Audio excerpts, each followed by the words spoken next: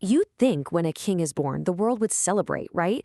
But what happens when the arrival of a truly new king forces everyone to pick a side? Today, we're diving deep into the incredible story of Matthew chapter 2, and we're going to look at a question that's just as relevant now as it was then. When the king arrives, which group are you in? So, here's how we're going to break it down. We'll kick things off with the arrival that literally shook a kingdom. Then we'll get into the two main reactions, the people who came to find the king versus those who tried to get rid of him. We'll also look at a third crucial response, the faithful, before we see how all these choices collide. And then, we're going to turn that big question right back to us. Seems like a simple question, doesn't it? But, the answer in this story is anything but simple. It actually reveals everything you need to know about the human heart. It's not just about who shows up, it's all about why they show up.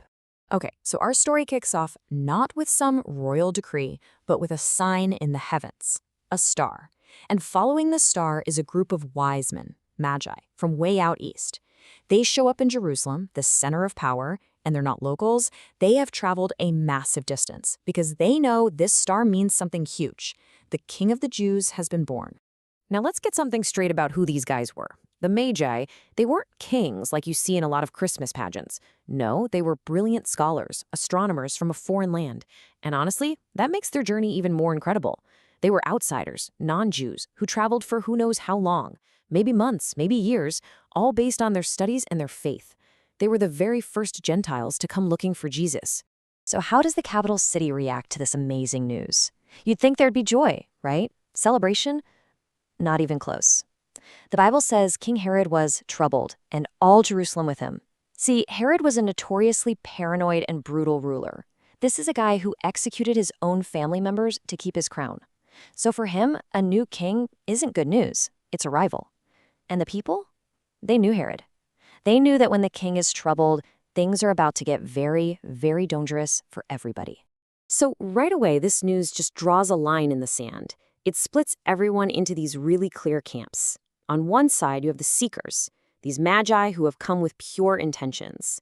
And on the other side, you have the schemers, who see this baby not as a gift, but as a threat that needs to be, eliminated. And this chart just lays it all out, doesn't it? The magi are driven by worship and faith.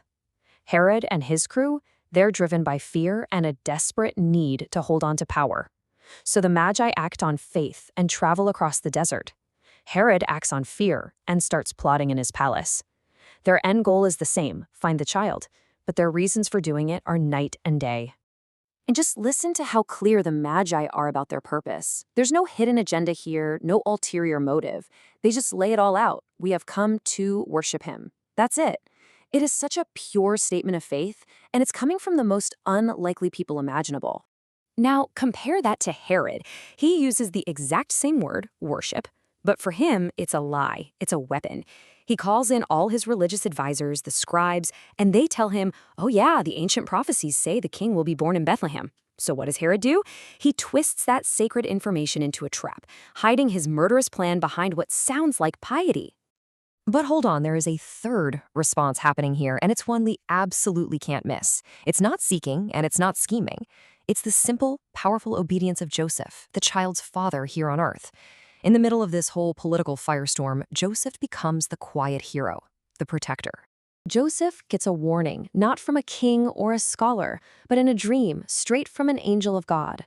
And his reaction is immediate. He doesn't debate it, doesn't wait till morning. He gets up right then, in the middle of the night, packs up his family, and flees to Egypt. He literally becomes a refugee to save his son. That is radical trust in action. And this right here is one of the biggest lessons in the entire chapter. You had the religious experts in Jerusalem, the scribes, who had all the knowledge. They could quote the scrolls, they could pinpoint the exact town from prophecy, but what did they do with that knowledge? Nothing. They were completely indifferent. Joseph, on the other hand, gets one command and he obeys completely. It's a massive statement about the difference between just knowing about God and actually knowing and trusting God. So now all of these choices, the seeking, the scheming, the indifference, the obedience, they're all on a collision course. And what happens next leads to one of the most heartbreaking events in the entire Bible, but at the same time, one of the most incredible displays of God's protection. So when Herod realizes the Magi aren't coming back because they were also warned in a dream, his rage just boils over. He feels like he's been played for a fool, and in his paranoia, he issues an absolutely unthinkable order tied to this number. He sends his soldiers to Bethlehem with instructions to kill every single baby boy age 2 and under.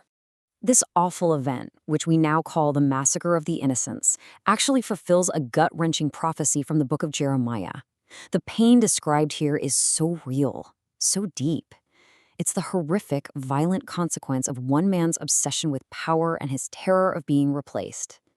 But even in the middle of all that darkness, there's this amazing story of protection going on. Because Joseph obeyed, the family is already gone. They're safe down in Egypt. God is watching over them. He guides them out. And then, after Herod finally dies, he guides them back home with another dream. You see, every single step is being guided to protect this child, the one at the very center of it all. And this brings us right back to where we started. This story from 2,000 years ago, it isn't just history, it's really a mirror. It shows us these really clear categories of how people respond to the arrival of the king. And there they are, the 4 main responses. You've got the seekers, like the Magi, who will go to any length just to worship him. You've got the schemers, like Herod, who see him as a threat to everything they've built. Then there's the indifferent, like the scribes, who have all the right answers but no heart to act. And finally, you have the obedient, like Joseph, who just hear God's call and act on it in faith. Ultimately, that's the question Matthew chapter 2 leaves hanging in the air for every single one of us. It's not a question of what you know, it's a question of what you do with what you know. The story makes it clear, the king has come. The only thing left to decide is how we'll respond. So, which group are you in?